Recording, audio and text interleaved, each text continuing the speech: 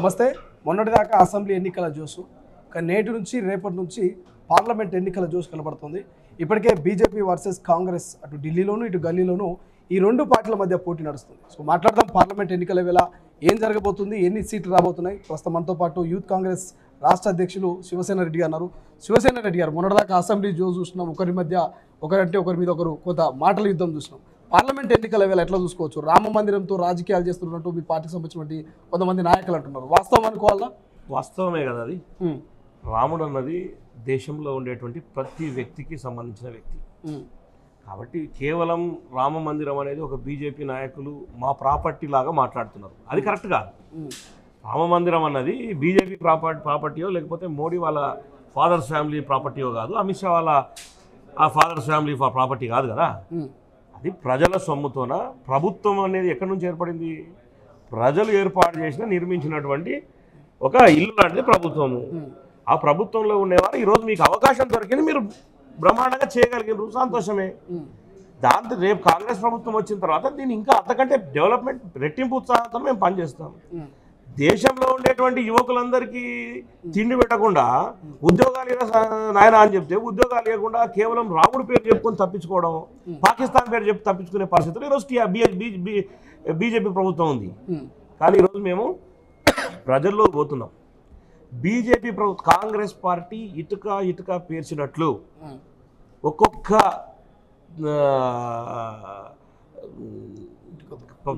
గవర్నమెంట్కి సంబంధించినటువంటి ఈ రంగాలను ఏర్పాటు చేస్తే వాటిని బిఎస్ఎన్ఎల్ని ఏర్పాటు చేసి, అంటే ఒక్కొక్క రంగాన్ని ఆ విధంగా రంగాలన్నింటినీ ఏర్పాటు చేసి ఎంతోమంది నిరుద్యోగులకు ఉద్యోగాలు కల్పించే విధంగా కాంగ్రెస్ పార్టీ ముందుకు పోతుంటే ఈరోజు ఒక్కొక్కటి ఇటుకలు తీసేసుకుంటూ పోయి ఎక్కడైతే రెవల్యూషన్ వస్తుందో అక్కడ దేవుడి పేరు చెప్పుకొని వ్యవస్థ పబ్బం గడుపుకున్న పరిస్థితులు ఈరోజు బీజేపీ. 10 ఏళ్ల పాటు ప్రధానిగా ఉన్న నరేంద్ర మోడీ ఎటువంటి ఉద్యోగాలు కావచ్చు, లేకపోతే నిరుద్యోగులకు లేకపోతే లబ్ధి చేరేటువంటి ఏదైనా చేతనిచ్చేటువంటి పథకాలు కావచ్చు, ఏం తీసుకెళ్ళలేదంటారా? మాకు ధైర్యం ఉంది. కాంగ్రెస్ పార్టీ ప్రభుత్వ రంగ సంస్థలను ఏర్పాటు చేసింది. గత 60 ఏళ్లలో కాంగ్రెస్ పార్టీ 60 రూపాయలు కూడా పెట్రోల్ డీజిల్ దాటనీయలే. మరి ఎందుకు 10 ఏళ్లలో పెట్రోల్ డీజిల్ ధరలు ఈ స్థాయిలో పెంచినావు? మాకు దమ్ముంది. ఎన్ని కాంగ్రెస్ పార్టీ హయాంలో ఒక్క ఆంధ్రప్రదేశ్కి 48 లక్షల ఇంద్రమ ఇండ్లను తీసుకురాగలిగినాం ఆ రోజు. టీఆర్ఎస్ బీజేపీ ప్రభుత్వంలో ఎన్ని ఇండ్లను ఇచ్చినారు? అసలు బీజేపీ ప్రభుత్వంలో ఎన్ని ఉద్యోగాలు ఇచ్చింది? ఏటా 2 కోట్ల ఉద్యోగాలు ఇస్తా అన్నారు. దేశవ్యాప్తంగా దాదాపు 10 సంవత్సరాలు 20 కోట్ల ఉద్యోగాలు ఉన్నాయి, ఇవ్వాలి.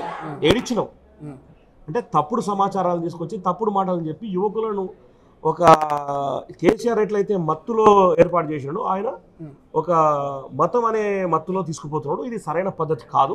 ఖచ్చితంగా ప్రజలందరికీ రాముడు దేవుడు. ఒక బీజేపీ వాళ్ళకో లేకపోతే మోడీ ఫ్యామిలీకో, అమిత్ షా ఫ్యామిలీకో, లేకపోతే కిషన్ రెడ్డి ఫ్యామిలీకో, లేకపోతే బీజేపీ వాళ్ళకు రాసివేలు ఎవరు?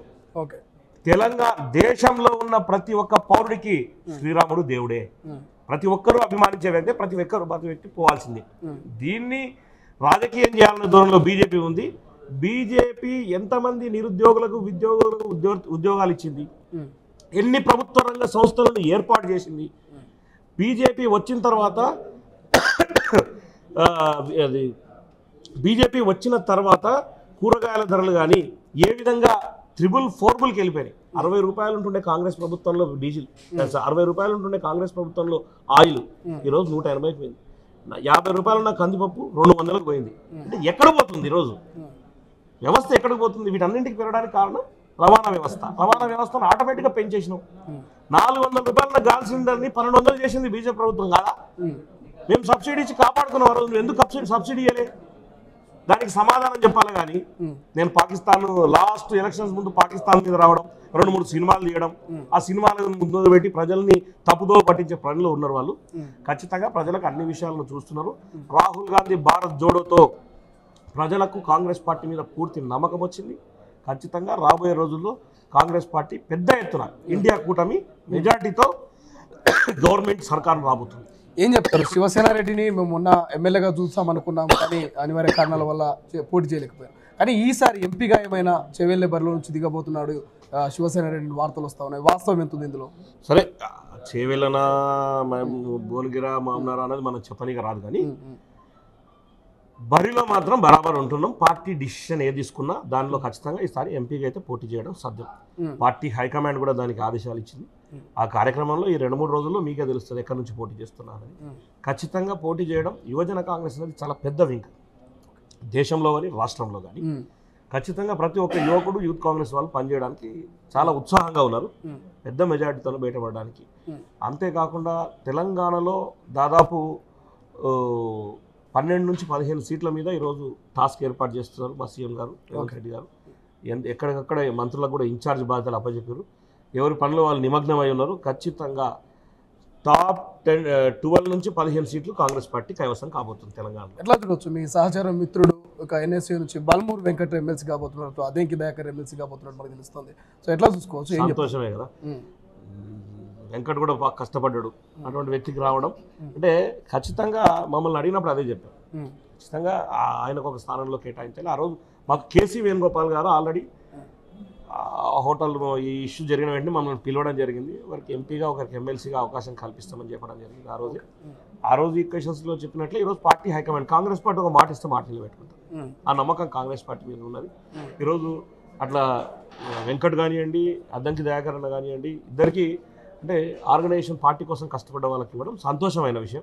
ఖచ్చితంగా రాబోయే రోజుల్లో ఎక్కడెక్కడ ఎవరెవరికి ఉన్నారో వాళ్ళందరూ కూడా సముచిత స్థానంలో ఎవరెవరు ఎక్కడెక్కడ పెట్టాలో అక్కడ పెట్టే బాధ్యత కాంగ్రెస్ పార్టీ తీసుకోబోతుంది. ఒకవేళ ఎంపీగా చివరి క్షణంలో ఒకవేళ ఎంపీ మిస్ అయితే, ఎంపీ టికెట్ ఇవ్వకపోతే శివసేన రెడ్డి నెక్స్ట్ ఏం చెబుతున్నారు? ఏమీ లేదు, ఖచ్చితంగా ఎంపీ టికెట్ ఇస్తున్నారు. అక్కడ మిస్ కావడానికి ఆప్షన్స్ ఏం లేవు. ఇప్పుడు ఇక్కడ కూడా వీళ్ళకి కూడా దయాకర్ అన్న కానీ వెంకటకి కానీ ఇది కూడా మిస్ కావాలంటే మిస్ చేయాలంటే చేయొచ్చు. ఎందుకంటే చాలా సీనియర్స్ ఉన్నారు, కానీ చేయకుండా కమిట్మెంట్తో ఉంది. ఎందుకంటే యువజన కాంగ్రెస్లో కాళ్ళు కొట్టుకున్నాం, జైల్లోకి పోయినాం, వ్యవస్థ నడిపినాం. మేము చేసిన ఉద్యమాలు నేనే కాదు, ప్రతి జిల్లా ప్రెసిడెంట్ కానీ అసెంబ్లీ లెవెల్లో కానీ దాదాపు 119 అసెంబ్లీలలో 94 అసెంబ్లీలో ఎమ్మెల్యేల ముట్టడి చేస్తే అందరి మీద కేసులే. నా మీద 27 కేసులు చేసినాయి.